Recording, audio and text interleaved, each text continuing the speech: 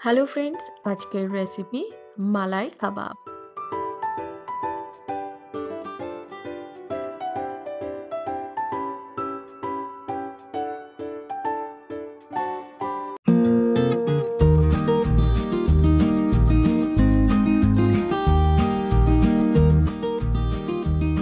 Hi friends, welcome back to my channel. আজকের recipe মালাই কাবাব। তবে normal মালাই কাবাব থেকে আমি একটু ডিফারেন্ট স্টাইলে এটা বানাবো, যার কারণে এটা আরও বেশি স্পেশাল হবে। নর্মালি আমরা সকলেই খেয়েছি যেরকম মালাই কাবাব রেস্তোরাঁয় গেলে বা বিয়েবাড়িতে আমরা খাই। এটা কিন্তু একটু অন্যভাবে বানাবো। তো চলুন দেখিয়ে দিই কীভাবে বানাচ্ছি এই মালাই কাবাব।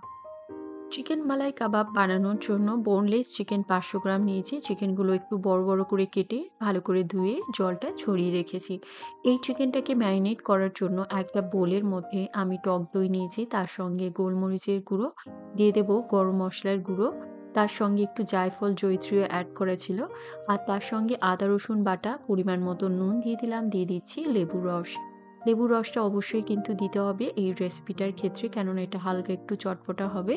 আর এর সঙ্গে আমি দিয়ে দিয়েছি একটুখানি ফ্রেশ ক্রিম আর গ্রেটেড চিজ। এটা নর্মাল চিজ আমি ইউজ করেছি, আপনার যে কোনো নর্মাল চিজ এর মধ্যে ইউজ করতে পারবেন, চাইলে মজরেলা চিজও দেওয়া যেতে পারে। এবার এই মশলাটাকে ভালো করে ফেটিয়ে মেখে নেব, যাতে করে এর কোনো লাম্প না থাকে আর চিজটাও ভালো করে গলে যায়। এবারে সেই চিকেনগুলোকে এর মধ্যে দিয়ে এই মশলাটার সঙ্গে খুব ভালো করে মেখে নেব।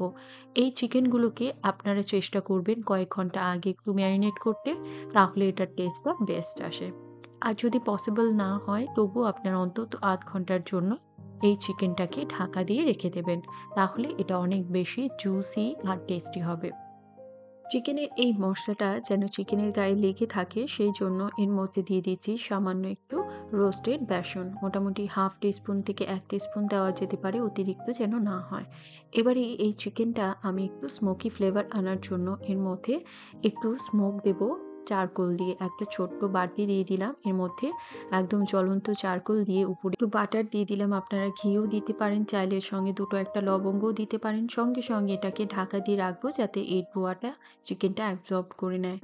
এবারে একটা ডিপিং বানাবো, ডিপিং সস। এর জন্য আমি একটু টক দই, tomato sauce, red chilli sauce, তার সঙ্গে একটু চাট মশলা আর দিয়ে দিচ্ছি সামান্য একটু বিট নুন দিয়ে খুব ভালো করে ফেটিয়ে নেব, যাতে দইয়ের মধ্যে লাম্প না থাকে। আপনারা দইয়ের জায়গায় দইটা স্কিপ করে মেয়োনিজ ইউজ করতে পারেন, এতে করে এই ডিপিংটা আরও বেশি টেস্টি হবে। আমি চিকেনটাকে 10 মিনিটের জন্য ঢাকা দিয়ে রেখেছি। এবারে একটা ফ্রাইং প্যানের মধ্যে আমি গার্লিক বাটার দিয়ে দিচ্ছি। আপনারা চাইলে নরমাল বাটারেও করতে পারেন। এবারে এর মধ্যে সেই ম্যারিনেট করা চিকেনগুলোকে দিয়ে প্রথমে আঁচটাকে একটু হাই করে রাখবো।